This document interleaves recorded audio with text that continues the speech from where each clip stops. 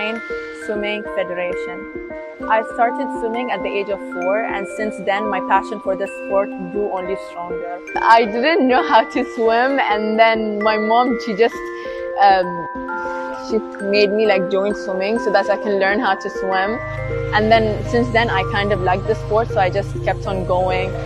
My coach, he saw that I was training good, and he saw that I had a good chance in becoming a good swimmer. So he started to motivate me even more and to keep me going in the sport. When I was around 7 years old, I became the member of the Bahrain national swimming team. And I just kept on training every single day till today. Whenever I would compete in any competitions, I would achieve my goals, I would break my records, I would, and that kept me motivated and kept me going, and especially whenever I win a medal, and it just makes me happy, and just the feeling of being in the water is just amazing. So that's what kept me going.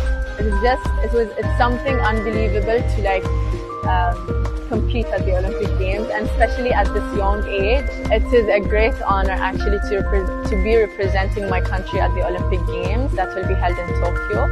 And I'm going to try all my best to achieve high records and make everyone proud.